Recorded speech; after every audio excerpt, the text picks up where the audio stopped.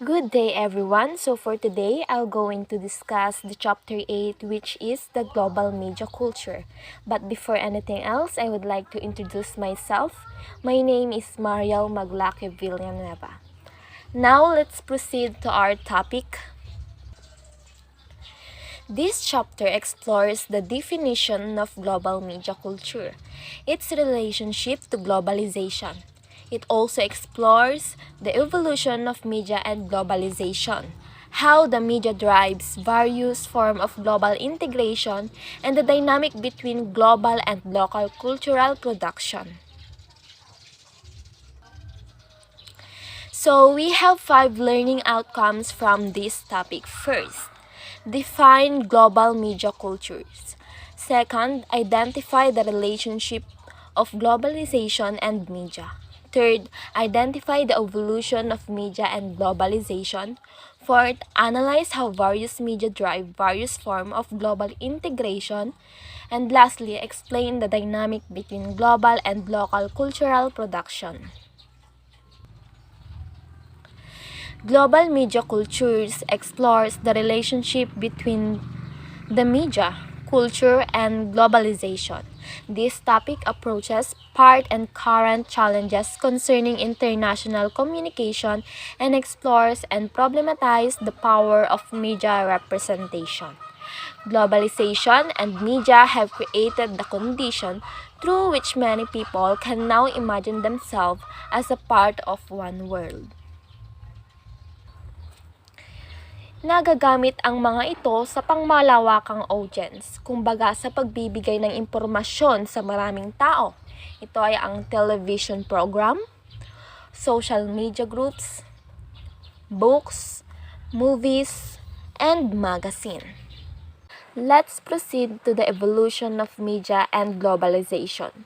First is the oral communication. Of all form of media, human speech is the oldest and most enduring. So, kapag sinabi nating oral communication, that's the human speech. Ito yung pinakamatanda at enduring. Pag sinabi nating enduring, long-lasting yan. Ever since, nandyan na. Oral communication also, it's allowed sharing of information. Language allowed humans to communicate and cooperate. Language contributes to the formation of culture. Language is in a sense the substance of culture. Ito yung napakahalagang bahagi ng kultura.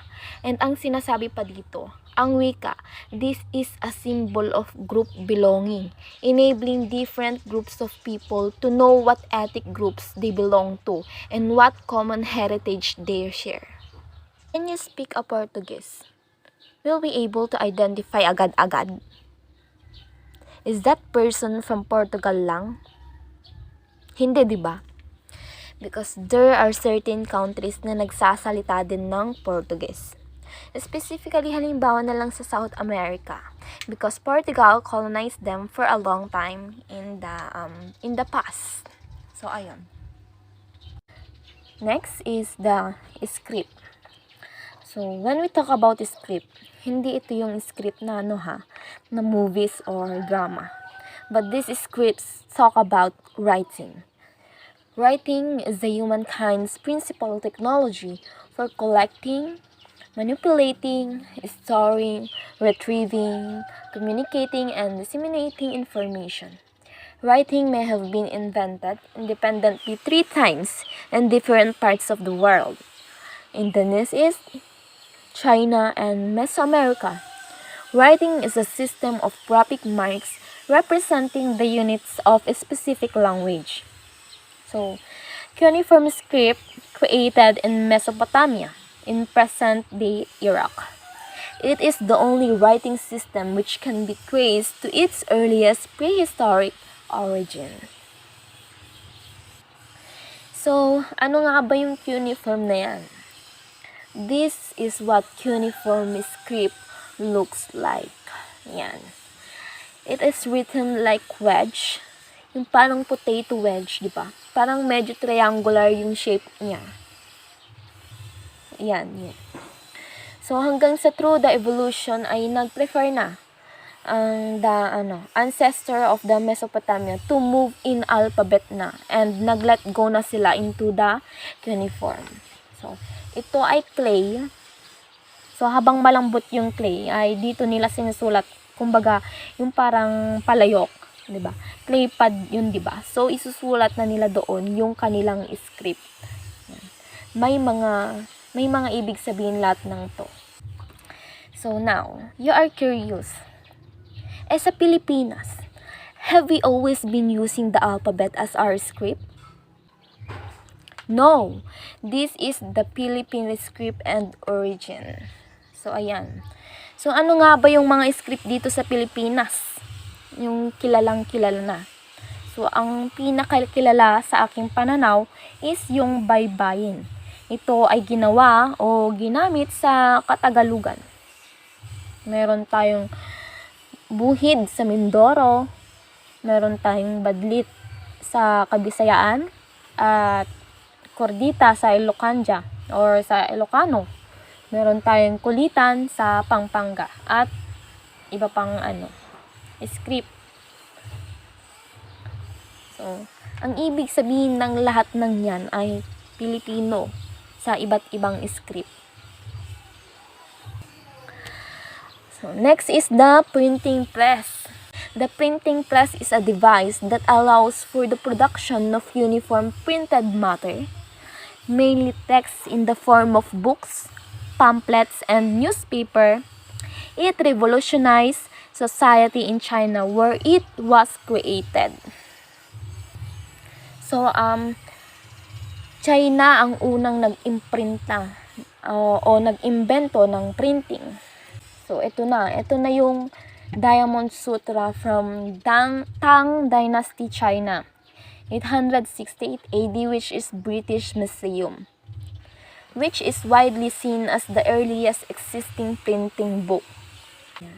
Ito yung pinakamaaga na printed book na naitala sa noong pa lamang 868 AD. Ang China ang unang nagkaroon ng teknolohiya sa pag-print. So, next is Gutenberg Press. So, Gutenberg Press is developed by Johannes Gutenberg in the 15th century. Dahil dito, mas naging mabilis na yung pag-imprinta ng mga printing press. Mas naging mura at yung production naging mabilis. At nakapag-produce na siya ng mga libro. Kumbaga, siya yung nag-revolutionize ng makabagong printed press. Next is electronic media. Electronic media refer to the broadcast or storage media that take advantage of electronic technology. Include television, radio, internet, fax, CD-ROMs, DVD, and other medium that requires electricity or digital encoding of information. So, television is considered as the most powerful and pervasive mass media. It brought together the visual and audio power of the film with the accessibility of radio. This is the evolution of television. Mga gustong-gusto ng mga lola natin. Mga TV from 1930s to 2010s. Meron na din tayong 2020 na mas manipis pa dito sa 2010s. Next is the digital media. The computer is considered the most important media influencing globalization. Computers give access to global and marketplace and transform cultural life. Our daily lives is revolutionized by digital media. People are able to adapt new practices like fashion, sports, music, food, and many others through access of information provided by computers. They also exchange ideas, establish relations, and linkage through the use of Skype, Google, Chat, Zoom, and other platform.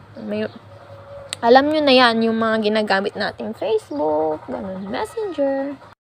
Next is the media have a very important impact on cultural globalization in two mutually interdependent ways. First is the media provide an extensive transnational transmission of cultural products, and they contribute to the formation and communicative networks and social structures. Of course, because of the fast-growing supply of media products, this one became a challenge to local and national cultures. And we have to take note of that. The number of supply that the technology infrastructure and financial capital that pushes supply forward have an impact on local patterns of cultural consumption and possibilities for sustaining an independent cultural production. Okay? So, global media cultures create a continuous cultural exchange in which crucial aspects such as identity, nationality, religion, behavioral norms, and way of life are continuously questioned and challenged. Actually, yung continuous cultural exchange, that is inevitable. Hindi yan maiiwasan or mapipigilan as long as nag-e-exist ang globalization. As long as may connection ng bawat countries, possible na magkakaroon ng cultural exchange. For example, yung pagkahumaling ng mga ibang Pinoy sa Korean drama or K-pop group. Dati wala namang ganyan sa Pilipinas. But because of globalization and of course with the existence of media, naa-adapt na rin dito sa Pilipinas. And kung mapapansin nyo, may mga kultura tayo na galing or originally sa ibang bansa. For example, kultura ng Amerika, kultura ng Espanyol. And these cultural encounters often involves the meeting of cultures with a different socio-economic base, typically a transnational and commercial cultural industry on one side and a national, publicly regulated cultural industry on the other side. Due to their very structure, global media promotes a restructuring of cultural and social communities. Okay, so yung the media such as the press and later radio and TV have been a very important institutions for the formation of national communities. Next is the global media support the creation of the new communities. The internet, for example, not only the facilities communication across the global, but also support the formation of new social communities in which members can interact with each other. The common point of departure is the assumption that a series of international media constitute a global cultural supply in itself and serve as an independent agency for cultural and social globalization, in which cultural communities are continuously restructured and redefined.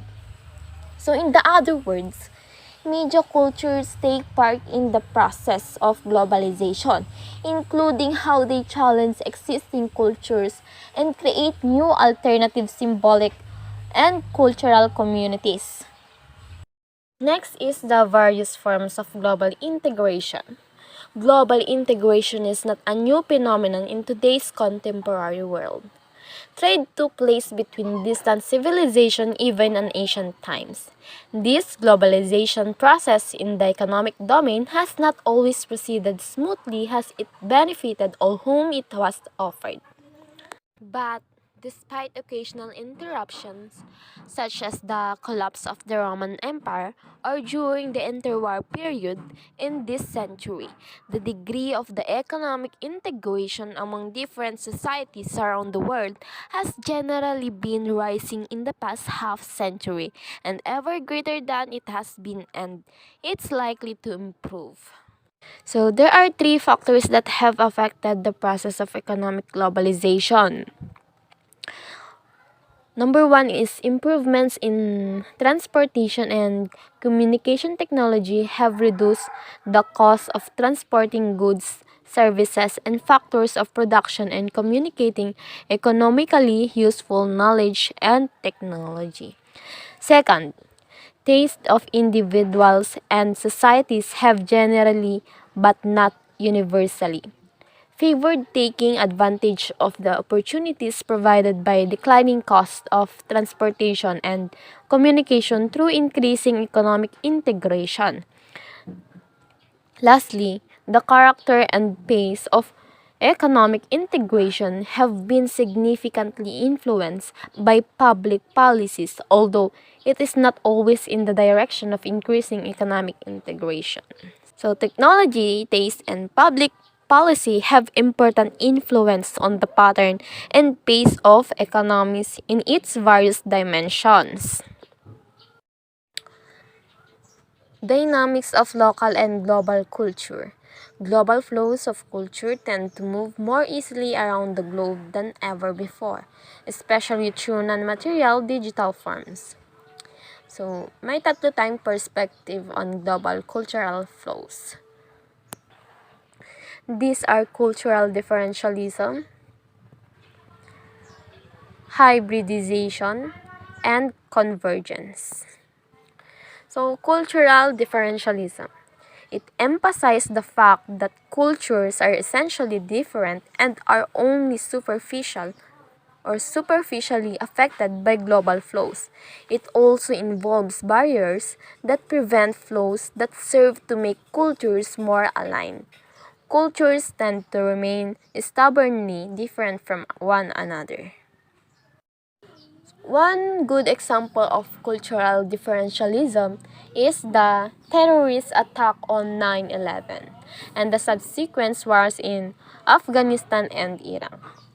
Para sa maraming tao, these events are seen as the product of clash between Western and Islamic culture and the internal or eternal differences between them. Cultural hybridization is a process by which cultural elements blends into another culture by modifying the elements to fit cultural norms.